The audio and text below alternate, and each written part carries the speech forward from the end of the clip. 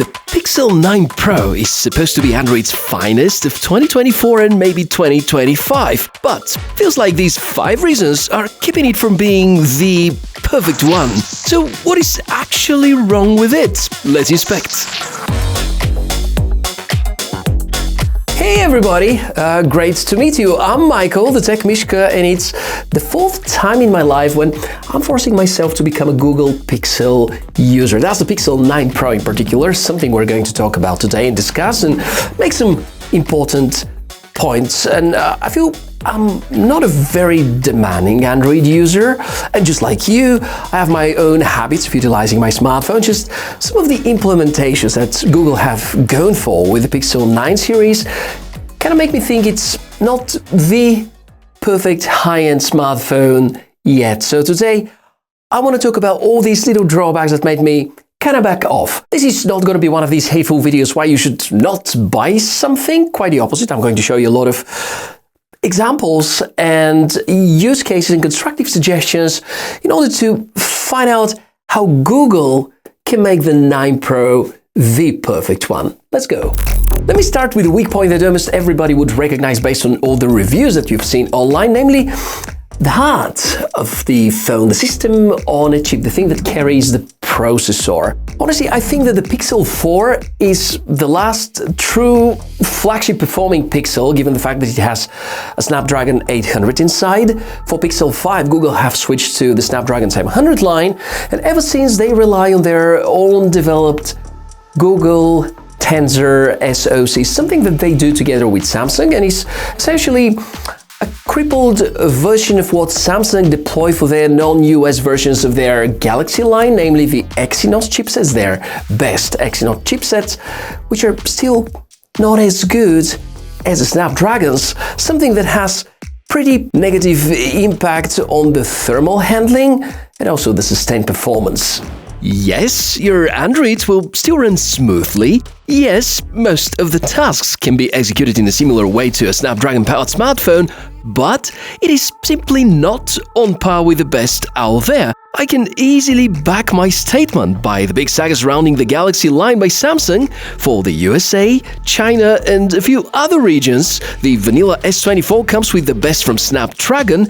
However, the rest of the world has to settle with Samsung's Exynos, which has worse thermal handling and has proven record of being slower. So we get inferior performance, resulting into poorer experience about gaming, slightly worse battery life, and overall warmer feeling phone, especially in the summer. It's exactly how I'd describe the Pixel line feeling when compared to a OnePlus 12, for instance. Of course, Google tried to convince us that this phone is about the experience and not about artificial benchmarks. While I overall tend to agree with this statement alone, I'm reluctant to accept the fact that raw performance doesn't belong to the ingredients of a super successful smartphone, especially at this price point.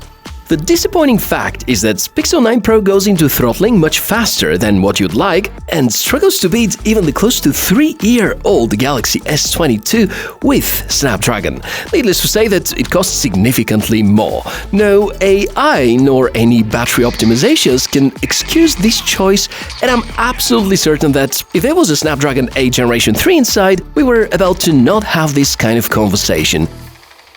It's a cycle that you can notice every single time there's a new Google Pixel, like, oh, the battery life is now so much better, it's so much faster, it's on par with the best from Snapdragon, and once the hype goes away, you start to focus on these things which are not quite right. I need to underline that with the Pixel 9 Pro, the battery life is indeed significantly improved, mostly thanks to all the upgrades that Google and Samsung have implemented on the modem side. Now, switching to something else which, well, has been the major reason why I ditched the Pixel 9 Pro as a primary phone, that's the surprisingly slow charging rate.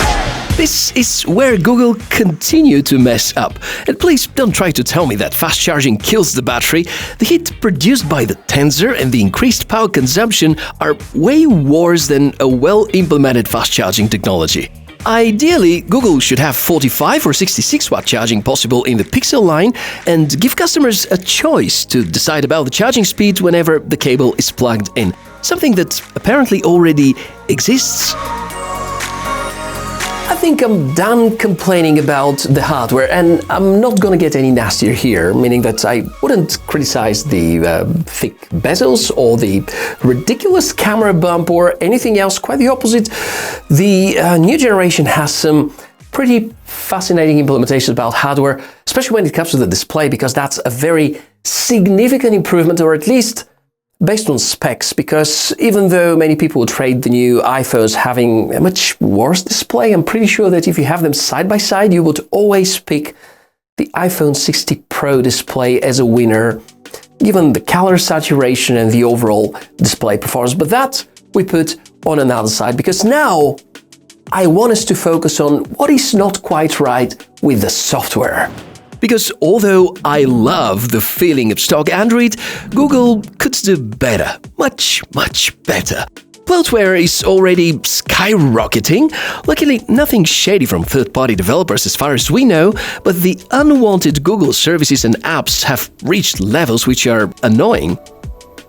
Also, there continue to be a number of things that Google implement in a weird way.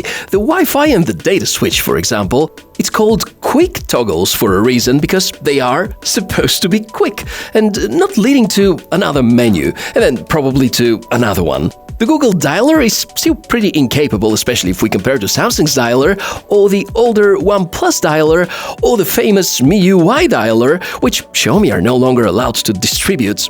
Why?